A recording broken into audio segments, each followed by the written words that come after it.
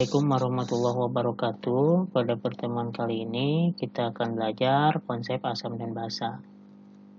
Nah, sebelum membahas konsep asam basa, coba perhatikan dulu contoh asam dan contoh basa dalam kehidupan sehari-hari. Ini contoh asam, ada buah jeruk, vitamin C, kemudian asam cuka, kemudian buah asam ya, ada asam sitrat atau lebih dikenal dengan sitrun, kemudian ada air aki ya atau air akumulator. Nah, ini contoh basa, ada soda kue, kemudian ada sabun, ada soda api, ya, ada deterjen dan ada obat mah atau antasida. Itu adalah contoh basa. Nah, apa yang dimaksud dengan asam dan apa yang dimaksud dengan basa? Itu ada 3 teori tentang asam basa ya. Yang pertama, teori asam dan basa Arrhenius ya. Jadi yang pertama teori asam basa menurut Arrhenius. Ya, ini Arrhenius sekitar tahun 1859 sampai 1927. Jadi asam menurut Arrhenius adalah suatu zat yang apabila dilarutkan dalam air itu akan terionisasi. Terionisasi itu terurai menghasilkan ion H+. Jadi menurut Arrhenius, asam itu adalah suatu senyawa yang apabila dilarutkan dalam air akan terionisasi menghasilkan ion H+. Contoh, nah ini contoh asam. Ada HCl ya. Ada H2SO4 dan ada CH3COA. HCl itu asam klorida ya. Kalau dalam kehidupan asam klorida itu salah satunya ada di asam lambung ya. Ada dalam lambung ya. Jadi asam klorida itu asam lambung salah satunya. Kemudian asam sulfat dalam kehidupan sehari-hari salah satu kegunaannya itu adalah tadi air aki ya, itu adalah asam sulfat. Kemudian ada asam asetat. Asam asetat itu lebih dikenal dengan asam cuka ya, cuka. Nah, jadi HCl, H2SO4 dan CH3COA itu adalah asam. Kenapa asam? Karena menurut Arrhenius ketika ketiga zat tersebut dilarutkan dalam air itu akan terionisasi. Zat tersebut salah satunya menghasilkan ion H+. Jadi pembawa asam itu menurut pembawa sifat asam menurut Arrhenius itu adalah ion H+. Oke, sekarang HCl kalau dilarutkan dalam air akan terurai menjadi H+, ya. Jadi H itu positif 1 plus Cl-. Ya. Nah, adanya H+ ini yang menyebabkan sifat asam. H2SO4 itu akan terurai ketika dilarutkan dalam air menjadi H+. Cuma karena dalam H2SO4 H-nya ada 2 ya, maka koefisiennya 2 jadi 2H+ ya, plus SO4.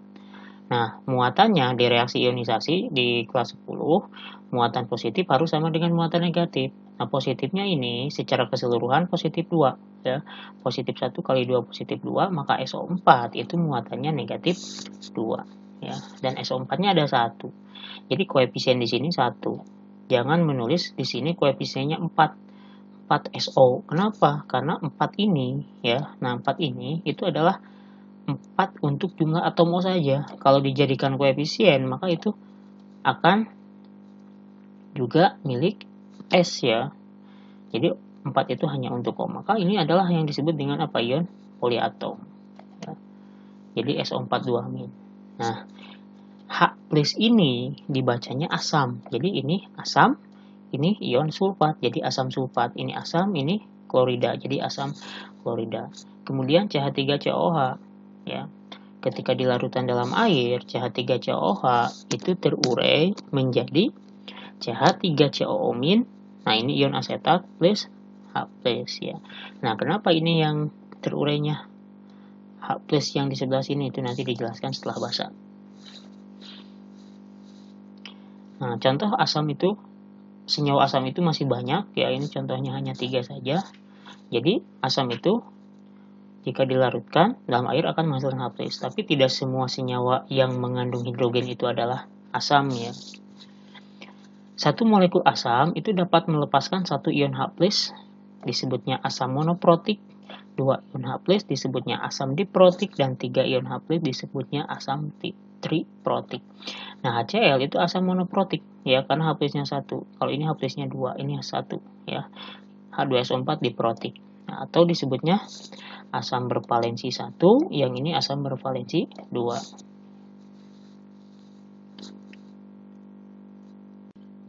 Berikutnya basa ya. Menurut Arrhenius, basa adalah suatu zat yang apabila dilarutkan dalam air itu akan terionisasi menghasilkan ion OH- atau ion hidroksida. Contoh ya, ini contoh dua senyawa basa, natrium hidroksida dan kalsium hidroksida. Natrium hidroksida ketika dilarutkan dalam air terurai menjadi Na dan OH ya. OH-nya negatif 1 berarti Na positif 1. Kenapa Na positif 1? Karena Na itu terletak dalam sistem periodik di golongan 1A yang ini ya.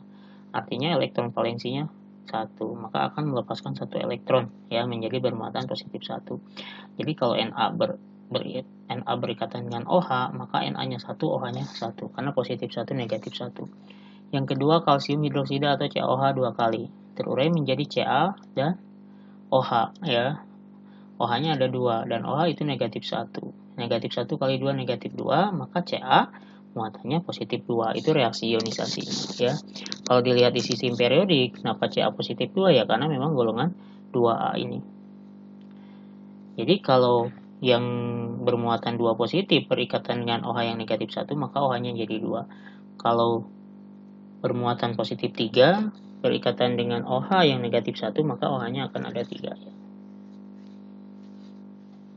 Nah, mungkin akan ada pertanyaan seperti ini.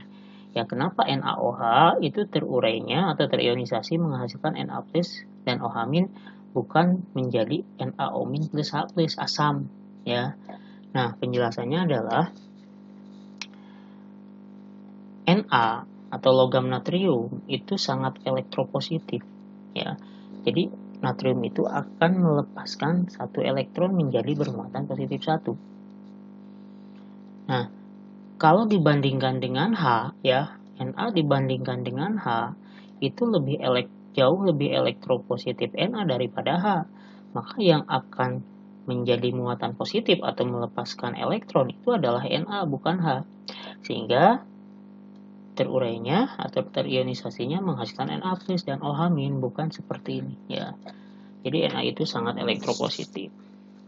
Nah, yang kedua, ini asam asetat tadi, kenapa ini adalah asam H+ hasilnya? Bukan, kan ini ada OH ya, kenapa bukan OH- seperti ini? Nah, sama penjelasannya, untuk asam asetat ini yang lebih elektropositif itu adalah H-nya, maka H akan terurai atau terionisasi menjadi ion H+ ya. Berarti ini akan menghasilkan ion asetat ya.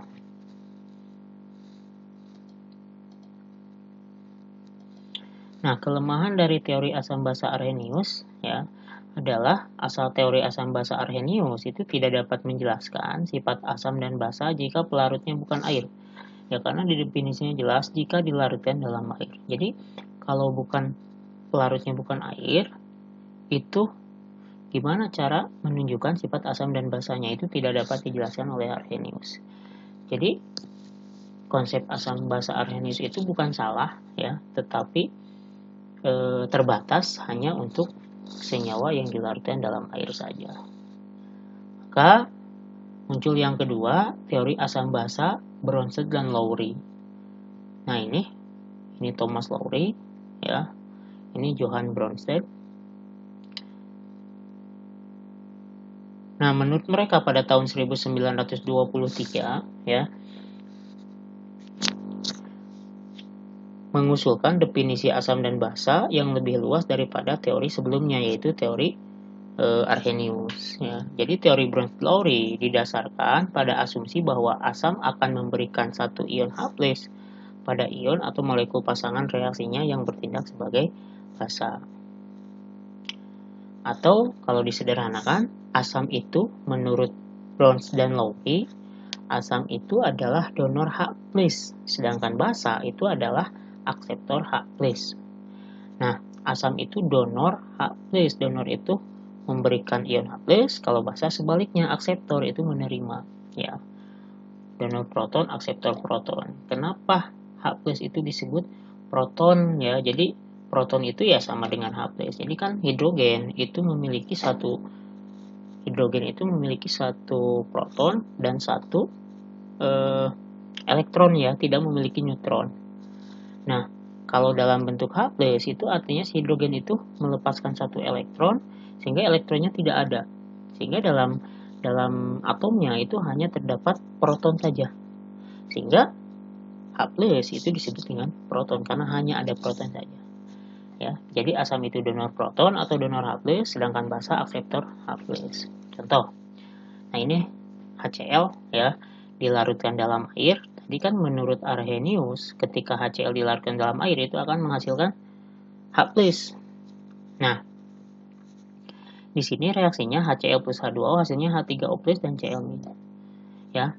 Jadi H+ tadi menurut Arrhenius, ya, H+ itu sama dengan H3O+ di sini. Nah, jadi H3O+ itu adalah H+ yang terikat pada molekul air. Jadi H3O+ itu sama dengan H+ dalam molekul air, ya. Jadi sebetulnya sama. Nah, ini bisa dijelaskan menurut Bronsted-Lowry, ya. Yang bertindak sebagai asam itu adalah HCl. Kenapa HCl bertindak sebagai asam? Karena HCl mendonorkan H+ kepada H2O. Apa buktinya HCl mendonorkan H+? Ya, apa buktinya HCl mendonorkan H+? Nah, lihat di sini H2O berubah menjadi H3O+. H2O berubah menjadi H3O+. Artinya H3O+ itu pertanda bahwa H2O ditambah H+ jadi H3O+. Nah, berarti HCl, ya, yang melepaskan ke H2O. Maka HCl berubah jadi Cl-, si H+-nya jadi tidak ada. Nah, berarti untuk yang reaksi ke kiri, ya, ini reaksinya kesetimbangan, HCl bertindak sebagai asam. Nah, reaksi sebaliknya dari kanan ke kiri yang bertindak sebagai asam itu adalah H3O+. Kenapa H3O+ bertindak sebagai asam? Karena kalau reaksinya dari kanan ke kiri, H3O+ berubah lagi menjadi H2O. Artinya berkurang H+-nya, berkurang kemana? Disumbangkan atau didonorkan kepada Cl- dan Cl- berubah menjadi apa? HCl. Ya, jadi dari kiri ke kanan yang bertindak sebagai asam adalah HCl karena mendonorkan H+ kepada H2O sehingga berubah jadi Cl-, ya, tidak ada H-nya karena sudah disumbangkan, dan H2O bertindak sebagai basa. Kenapa? Karena menerima H+ dari HCl, ya. Reaksi sebaliknya dari kanan ke kiri, H3O+ jadi asam, Cl- jadi basa, ya, karena H3O+ mendonorkan H+ kepada Cl-, maka berubah lagi jadi H2O, ya, karena dikurangi H+-nya 1. Nah, di sini ada asam 1, basa 2, asam 2, basa 1, ya. Maksudnya gini. Nah, ini asam 1 berpasangan dengan basa 1. Artinya HCl kalau disumbangkan H+-nya, maka akan jadi Cl-. Nah, Cl- ketika menerima H+ itu kan jadi basa, ya. Cl- ketika menerima H+ jadi HCl. HCl ketika melepaskan H+ jadi Cl-, maka itu berpasangan. Maka ini asam 1, ini basa 1. Nah, H2O, ya, ketika menerima H+ jadi H3O+. H3O+ melepaskan H+ jadi H2O. Ini pasangannya. Jadi ini basa 2, ini asam 2. Sehingga ada yang disebut dengan pasangan asam basa konjugasi, ya, yaitu asam 1 ke basa 1, HCl ke Cl-, ya.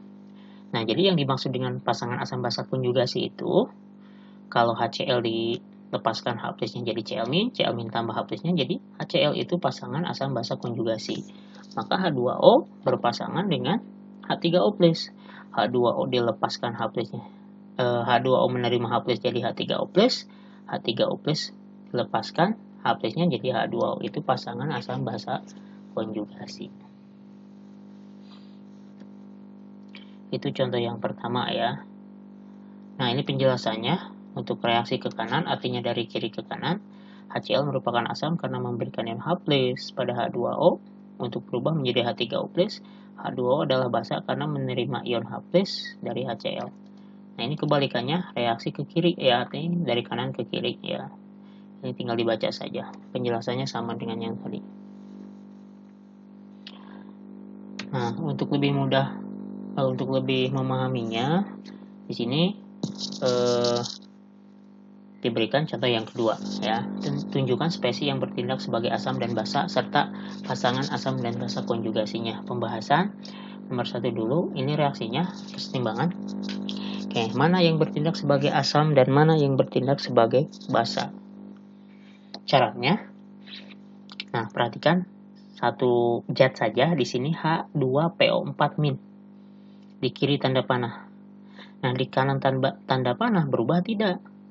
Yang ada PO4 ternyata berubah jadi H3PO4. Apa yang berubah? Yaitu jumlah H. Oke, jumlah H berubah dari H2 menjadi H3.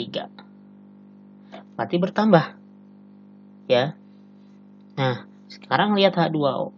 Ini H2O jadi OH-, H-nya dari 2 menjadi 1, berkurang. Nah, maka yang dari kiri ke kanan reaksinya yang menyumbangkan H+ atau proton itu adalah H2O ke H2PO4. Ya, nah jadi seperti ini. Bukan kebalik H2PO4 ke H2O, karena kalau panahnya H2PO4- ke H2O, maka H-nya nanti ini jadi 1. Sedangkan ini jadi 3, dari 2 menjadi 3, berarti bertambah. Bertambahnya dari mana? Dari H2O. Nah, di sini muatannya kan negatif 1. Ini jadi netral, tidak bermuatan. Kenapa? Karena yang disumbangkan itu H+. H+ itu positif 1. Positif 1, negatif 1, maka jadi netral. Oke, sekarang H2O. H2O berubah menjadi OH-. Kenapa? Karena H2O melepaskan atau mendonorkan H+. Sehingga H-nya jadi 1. Sehingga jadi apa? OH. Kenapa jadi negatif 1? Karena netral disumbangkan positifnya, ya jadi negatif. Nah, itu untuk reaksi kiri ke kanan. Sekarang kanan ke kiri ya. Nah, kalau kanan ke kiri, caranya ya, saya kembalikan lagi, H3PO4 berubah jadi H2PO4-. Artinya kalau kanan ke kiri jadi berkurang. Nah, OH- berubah jadi H2 jadi bertambah. Maka yang menyumbangkan kalau reaksinya kanan ke kiri itu adalah H3PO4 mendonorkan H+ kepada siapa? OH-. Kalau H3PO4 donorkan H+-nya, maka berubah jadi ini lagi. Ya, OH- tambah H+ ya jadi H2O.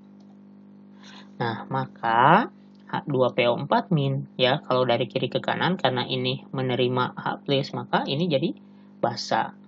Ya, ini jadi asam ya karena mendonorkan. Kebalikannya kanan ke kiri, yang ini mendonorkan berarti ini asam, ini basa. Nah, ini basa 1, ini asam 1 ya, berpasangan.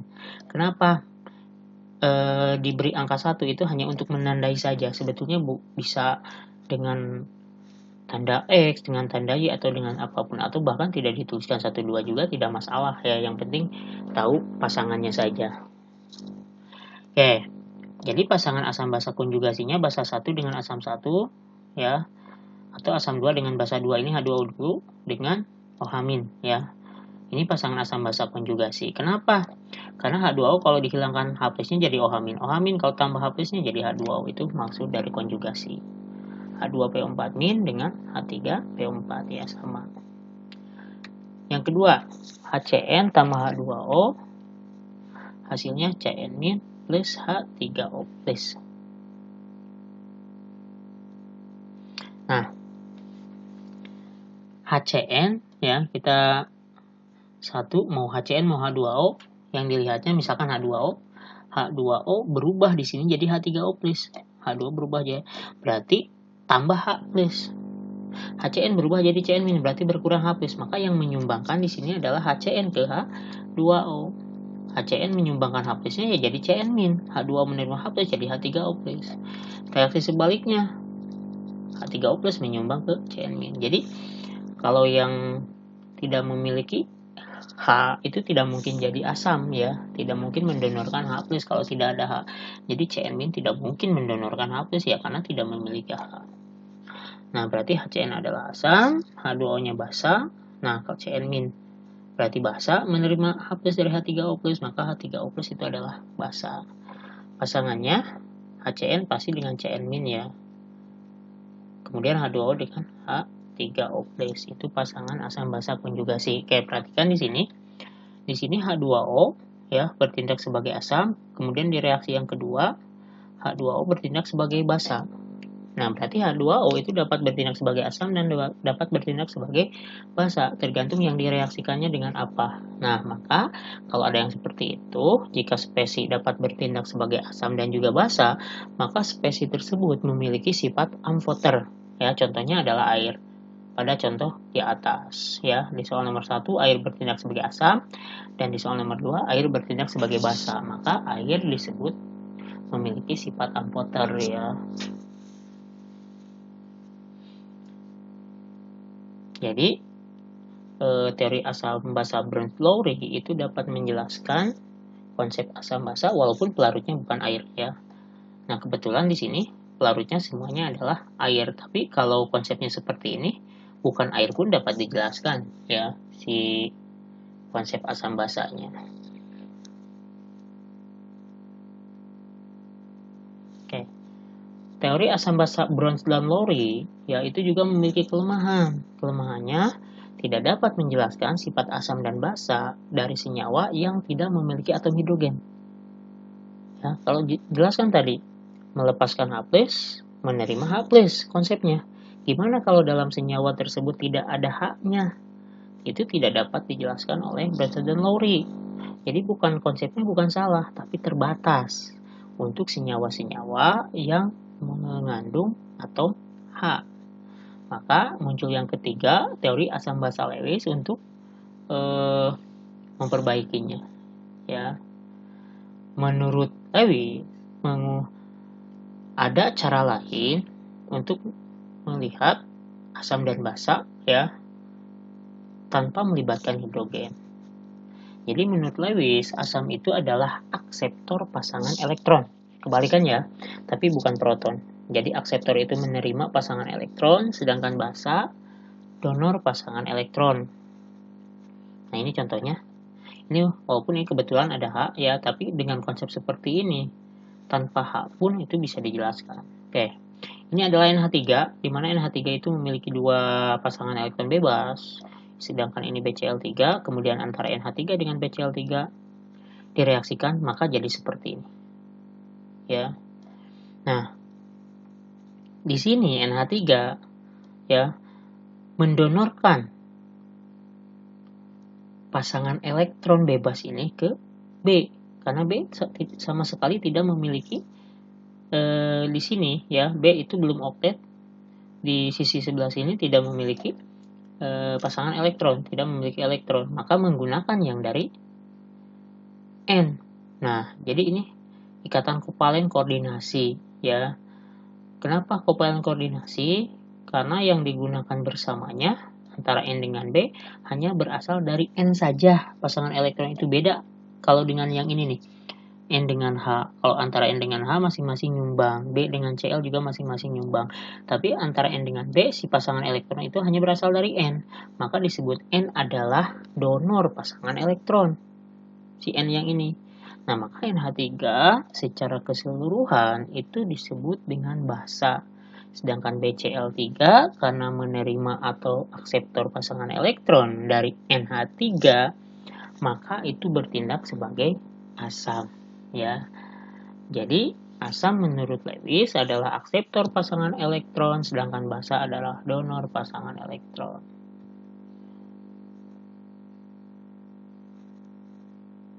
Jadi teori asam basa Lewis yang ini juga dapat digunakan untuk menjelaskan reaksi antara oksida dan logam dengan air atau reaksi-reaksi lain yang terjadi pada spesies yang tidak memiliki atom hidrogen. Ya. Nah, ini berikutnya tugas yang harus dikerjakan. Ya, nanti di dikerjakan, nanti hasilnya diupload ya, atau dikirim via WA. Tulis reaksi ionisasi, ya ini Arrhenius. Kemudian ini, ya ini maksudnya yang ini nomor 1, ini nomor 2-nya. Tunjukkan spesies yang bertindak sebagai asam basa dan pasangan asam basa konjugasinya. Berarti ini yang kedua ini adalah teori asam basa Burns dan Lowry. Kemudian nomor 3, lengkapi persamaan reaksi berikut. Nah, ini juga Burns dan Lowry. Ini asam 1, basa 1, basa 1, asam 2. Nah, ini titik-titiknya diisi. Zatnya atau senyawanya jadi apa? Ya, ini juga. Ini sama. Oke, untuk asam basa pertemuan pertama ya, itu sudah selesai. Nanti dilanjutkan di pertemuan berikutnya. Tugasnya dikerjakan. Wassalamualaikum warahmatullahi wabarakatuh.